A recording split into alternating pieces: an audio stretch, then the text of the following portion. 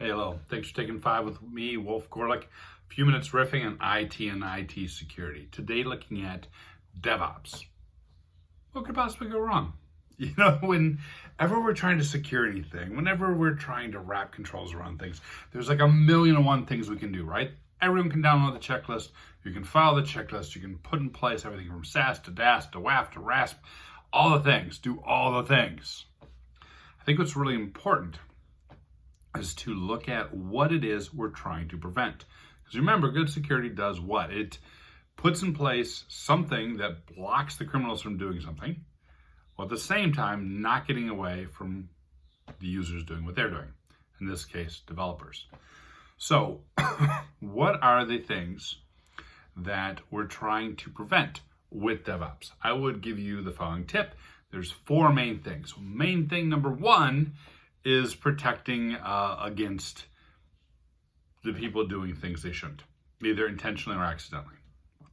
2, protecting against the application doing things it shouldn't, right? Typically because the application ID or a shared secret has been co-opted by a bad guy. 3, preventing the vulnerable aspects of the system from bubbling up, right? So vulnerabilities in code, vulnerabilities in systems, what have you.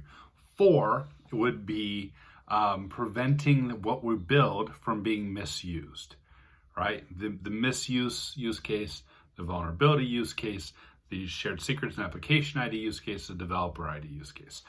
Think about these 4 threats. So you may say, hey, Wolf, we need to do SAST. All right, why are we doing SAST? We're doing SAST, static analysis, to prevent vulnerable code. Okay, we'll also do composition analysis for the same reason. Groovy. We need to do strong authentication for developers and make sure that the dev pipeline is secure. Why are we doing that? Because we want to make sure the developers have good, clean access. However, that someone can't get in and inject code like we saw with CC Cleaner, right? Or like we've seen with other areas where there's supply chain attacks within the code pipeline. So we need to make sure that we protect those developers. That could be a zero trust use case. That could be privileged access management use case. There's a bunch of different ways that we can meet that need, but we need to protect the developers. Hey, Wolf, I'm concerned that someone can break into our application and make the application do things it shouldn't. There's a vulnerability side of that. Awesome, yes. There's also the application ID side of it, right? Do we make sure that the application services authenticate, that they only can do what they're supposed to do, that they only can talk to the host they're supposed to talk to? That can be a zero trust story again within the application workload section. It could be strong application authentication. It could be service mesh. There's a number of ways that we can meet that again, but you get the point. Hey, how about if there's nothing to do with the developers, we haven't yet co-opted application IDs because we're just using the UI, and there's no vulnerabilities, right? A magic world happens, no code level vulnerabilities, no vulnerabilities in my artifacts, no vulnerabilities in my Kubernetes images. Why? Because we're just that good.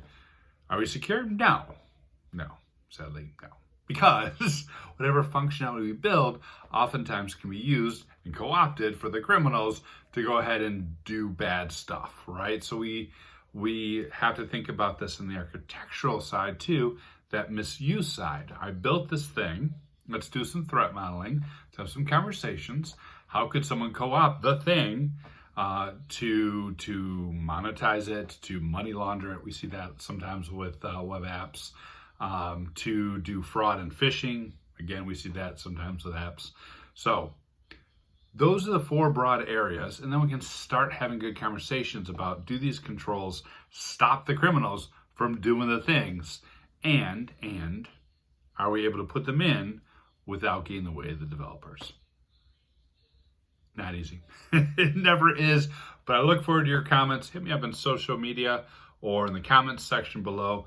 What are some of the good ways that you've seen where we can balance that trade-off between stopping the bad guys and not getting in the way of the users vis-a-vis DevOps folks?